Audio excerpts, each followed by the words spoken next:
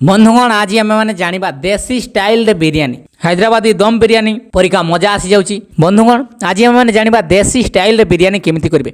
आपन जानी बा डिश रे समस्त बिरियानी करते और दम लगाती। एत सामान तो आम मैंने हुए तो बनभोजी करने समय बा पिकनिक जावा समय नहीं न था। तेणु आम मैंने केमिति अल्प जिनस हांडी बिरियानी कर देखु आम मैंने करूँ। देखा यार प्रोसेस देखु कुकुड़ाटी मारिदेलु आम बर्तमान चाउल को भिजई देचु पानी रे। चाउल 20 ରୁ 25 मिनट पानी रे बतुरीब। यापर पानी चूल्हा करके आम एठारे फुटाऊँ। पानी गरम है मात्रे एठारे आमर जो बिरियानी रो गोटा मसला रही से गोटा मसला को एठारे पकईबा। बॉयलर कार्यक्रम देखु पाखापाखि सफा करने कार्यक्रम सरी आसला। यापर देखु पानी गरम हो गला गोटा मसला पड़ जाऊँ।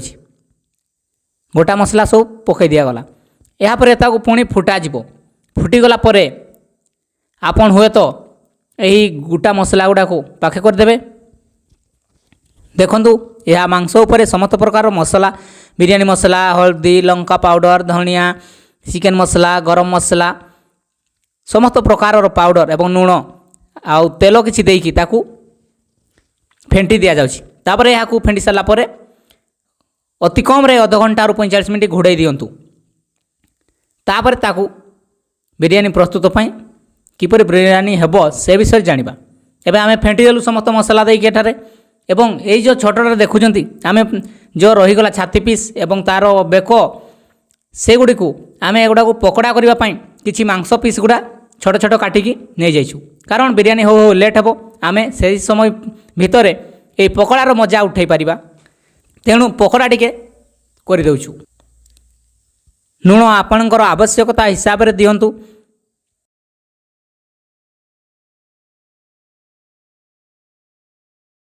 प्याज को फ्राई करा जाउछि।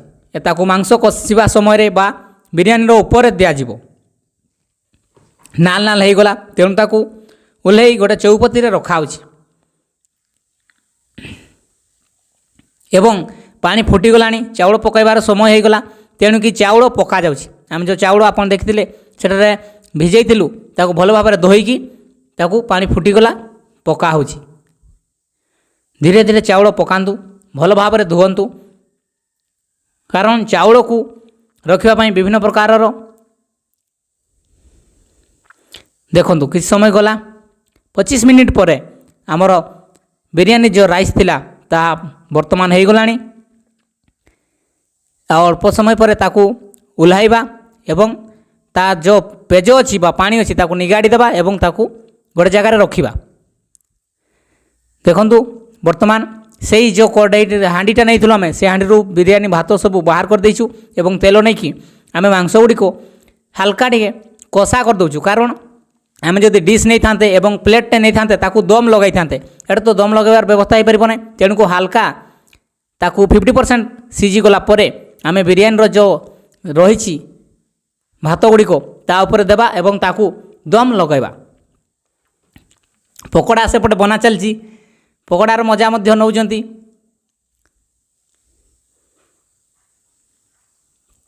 आपण माने मध्य एपरि करंतु बिरियानी हो आपण पकोड़ार मजा नौथिबे। देखंतु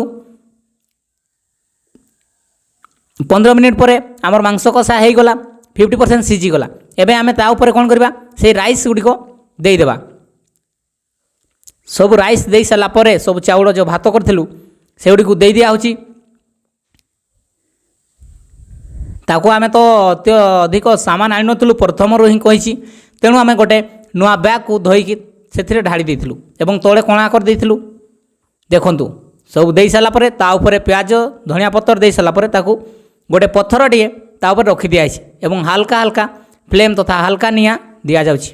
कारण नहले से जो पोड़ी जीवो मांस गुड़िक। अध घंटा गला पर देखंतु तार कलर मध्य ठीक आसीगलानी बाष्प मध्य बाहरलानी।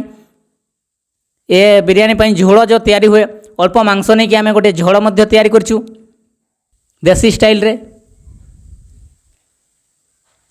देखंतु बिरियानी वर्तमान हो गला पाखापाखि अध घंटा हो गला। ये वर्तमान बिरियानी आमर प्रस्तुत हो गला। एबे आमे याकू खाई परिबा।